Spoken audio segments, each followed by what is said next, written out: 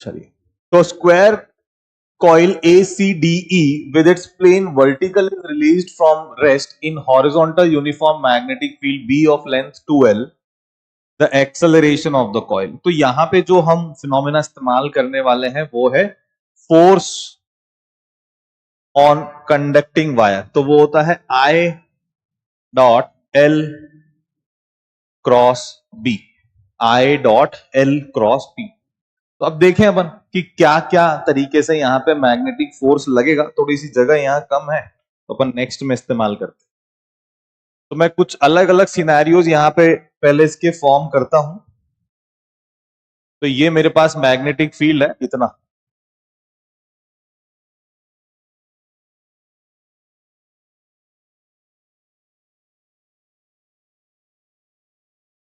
अब थोड़े टाइम बाद वो लूप गिरते गिरते यहां कहीं आ गया.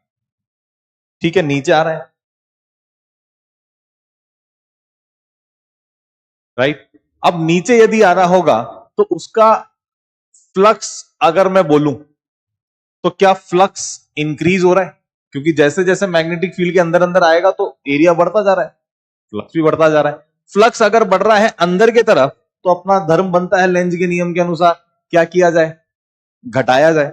तो पहला जो कॉन्सेप्ट हम लोगों ने यहां इस्तेमाल ये भी कर दे कि अपन कॉन्सेप्ट जो इस्तेमाल कर रहे हैं वो कौन सा भी एक करना चाहिए. यहां पे लेंज का नियम भी इस्तेमाल करेंगे.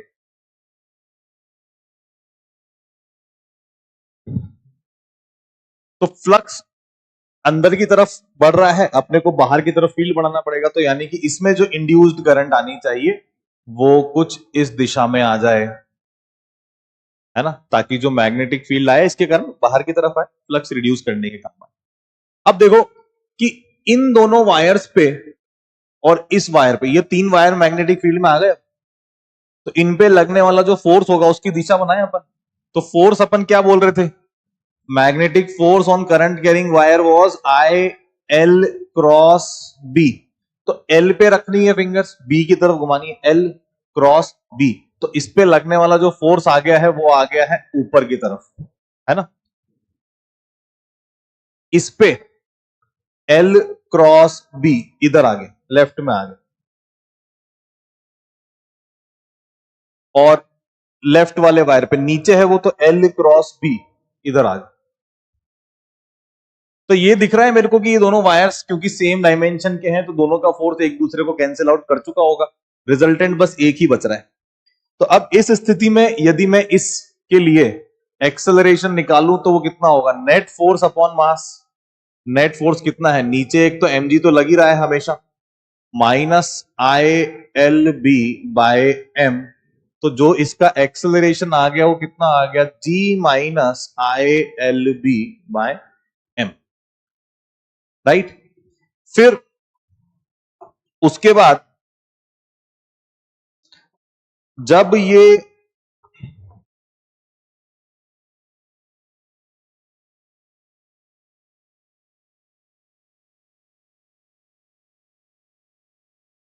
लूप इसमें पूरा अंदर आ चुका है,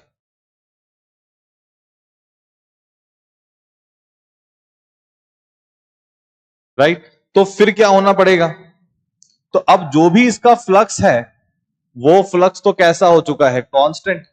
फ्लक्स कांस्टेंट है तो D five by D T हो गया है जीरो, यानी कि आई इंड्यूस्ड भी कितनी हो गई इसमें, जीरो. तो लगने वाला जो सिर्फ फोर्स बचा वो सिर्फ एक बचा mg. तो एक्सेलरेशन भी कितना हो जाएगा, नेट फोर्स अपॉन मास यानी कि g, राइट. अगले सिचुएशन में चलते हैं. अगली सिचुएशन होगी जब ये अब बाहर निकलने लगेगा लूप इससे, मैग्नेटिक फील्ड से.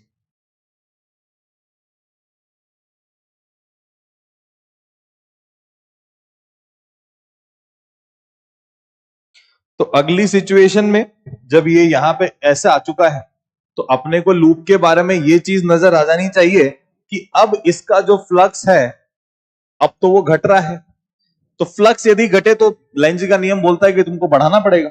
बढ़ाएंगे अंदर की तरफ ही क्योंकि अंदर की तरफ घट रहा है. तो अंदर की तरफ फ्लक्स अगर घटाया जाए तो बढ़ाया जाए तो कैसा आएगा करंट में, ऐसे आनी चाहिए, इस दिशा में आनी चाहिए. तो इन दोनों वायर्स ये वाले पार्ट और ये वाले पार्ट की तो बताने की जरूरत नहीं, काट देंगे एक दूसरे को, सिर्फ ऊपर वाले वायर पे लगने वाला फोर्स देखना है अपने को। तो L क्रॉस बी, ILB जो लगने वाला जो मैग्नेटिक फोर्स है वो अभी भी इस पे किधर आ रहा है, ऊपर। mg अभी भी किधर आ रहा है, नीचे। तो जो एक्सेलरेशन आएगा, नेट फोर्स अपॉन मास, तो एक्सेलरेशन कितना आ गया, g minus ILB by m। तो पहले भी एक्सेलरेशन कैसा आया, लेस देन g आ गया, बाद में भी एक्सेलरेशन कैसा आ गया, लेस देन g आ गया, और जब वो लूप पूरा मैग्नेटिक फील्ड में है तब कैसा आ गया, इक्वल्स टू g। तो देखते हैं ऑप्शंस में क्या बात बोली जा रही है। तो ऑप्शन डी एकदम सटीक बात बोलता है, less than g when it enters and comes out of the field but equals to g when it is within the field. So option D should be the correct answer.